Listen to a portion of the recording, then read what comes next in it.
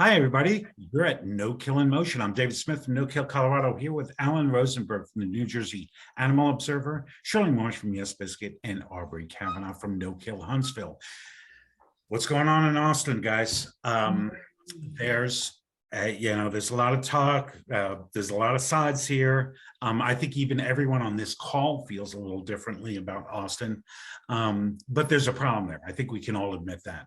So Austin, was the first large urban no-kill success, right? Since 2011, they have been the flagship for no-kill. But they're having real problems in that community, and they're having huge problems at the municipal shelter. I mean, it starts there, but it is spread out outside of there as well. I'm going to start with you, Ellen. I know you've written a lot about Austin recently. You have been very critical. Do you think Austin can bounce back from the descent that they're in? They can, but it's going to take a lot of courage and soul searching among all those involved. So the Austin no-kill model really was based on a broken concept.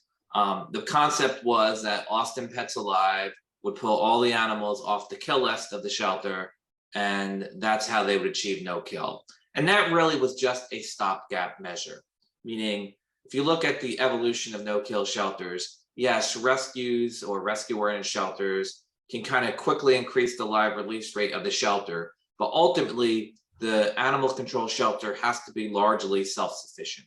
And I've said this many times before, no-kill animal control shelters that sustain no-kill generally transfer less than 10% or fewer of their animals to rescues and save the rest through the other no-kill equation programs.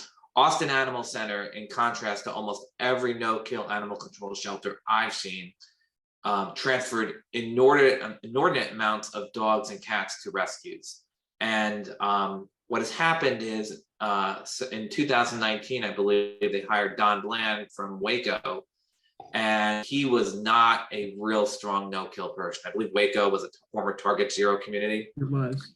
And long story short, Don Bland has really brought a kill culture attitude to Austin Animal Center. Austin Animal Center never was fully on board with no kill, but what has happened under Don Bland is they're basically trying to find excuses for killing. So for example, he's cutting hours at the shelter.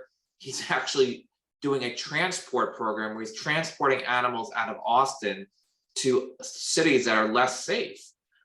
So he hasn't implemented many no-kill equation programs such as behavioral rehabilitation.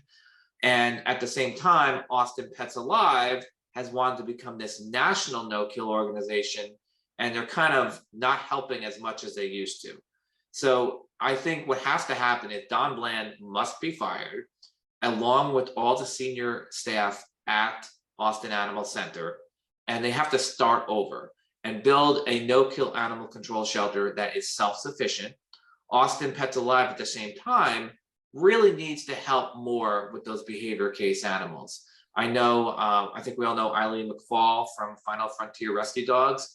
She was largely responsible for having those amazing dog live release rate numbers, and particularly the very low behavioral euthanasia rates, because her small rescue was pulling all these dogs that Austin Pets Alive was declining.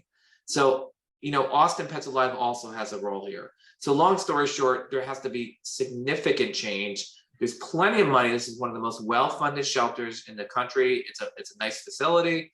The public loves animals there. They want to help. They just need better leadership. Thanks, Shirley. Historically, I mean, as I said earlier, historically, Austin's been the flagship for the no-kill movement. So what do you think is happening here? What can be done? Well, of course, it's very hard to say when you're an outsider. One thing that strikes me, there was recently an article in the Austin Chronicle. There are so many stakeholders in Austin, and I don't know if it's a case of too many cooks in the kitchen or what, but it seems like every article you read about what's going wrong in Austin, so many people are chiming in, and they each have their own wish lists and wants and such, and I think it basically it comes down to, as Alan alluded to, that the key is people. If they don't have the right people in place that are committed to life saving, and it seems that they don't, they're not going to be successful. I think in that Austin Chronicle article, somebody mentioned that maybe it was the shelter director, I'm not sure if I'm recalling correctly, but they were told that their behavioral program is just not essential. And, that tells you right there, they're not committed to life saving. If they don't have those people in place, they're not going to be able to get where they want to go. Aubrey, you've been in a community initiative in Huntsville for a decade. And I know that you're actually having some problems there. Do you see any parallels with your community? Do you think that this is inevitable? What are your thoughts? I don't think it's inevitable. I do see some parallels, and I'm thinking about it a lot because, Huntsville, we were looking at Austin for help years ago, and we got a lot of help. I mean, I was talking to Ryan Clinton, who was leading Fix Austin. He was the one speaking at city council meetings and being political. We were talking to Larry Tucker. We were talking to Mike Martinez, a city council member who at one point made a run for mayor. And so it's sad for me to see this, but I see a couple of things going on, a couple of parallels. The first thing is, and Nathan Winograd, who of course published the no-kill equation, he has said this before, there are 11 elements to the no-kill equation, but the most important is leadership, compassionate leadership. If you don't have leadership that's committed to implementation of the other 10 programs of the equation, everything's pretty much lost. You have to have that commitment. And the other thing is, with the no-kill equation, you can't cherry pick. It's called an equation for a reason. You can't focus, as Alan said, just focus on getting animals out through rescue. You have to be doing all of these things at one time, all these moving parts together, because if you don't use all of them, then it proves to be non-sustainable. And that's the problem we're having in Huntsville that we'll probably talk about in another discussion. Is Huntsville made some great strides, really up the live release rate. And now those numbers are going down. And the only thing we can figure out is because they've never really fully implemented the equation. And we see things now where they're not doing pet retention counseling. They can't say they're doing comprehensive adoption programs because they don't do anything off-site, and their hours are so bad that people can't get there to adopt animals if they wanted to. So I just think those two things are key. I don't know that it's inevitable. I just think that you have to have people that are committed to it. And I think, and we've talked about this before, I think this also calls on the importance of CAPA, having standards codified so that regardless of who's in charge, whether Mike Martinez is a city council member or not, that those things are sustained moving forward, or at least it's less of a struggle.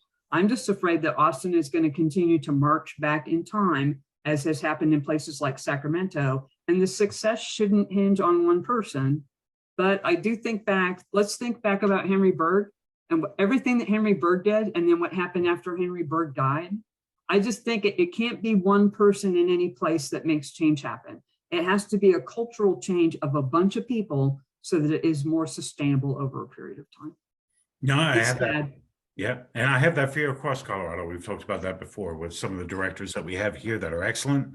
And without CAPA in place, if they retire, if they were to get another job or whatever, once they're not there, it's a little terrifying. What is interesting, and we may have this in this conversation, is Austin does have laws in place. And I want to see how that pans out, because if they don't change some of those, they may be I don't know, going against those laws with some of the things that they're actually trying to do, what Don Bland is trying to do. But we are at a time this week. We're obviously going to get back to this subject.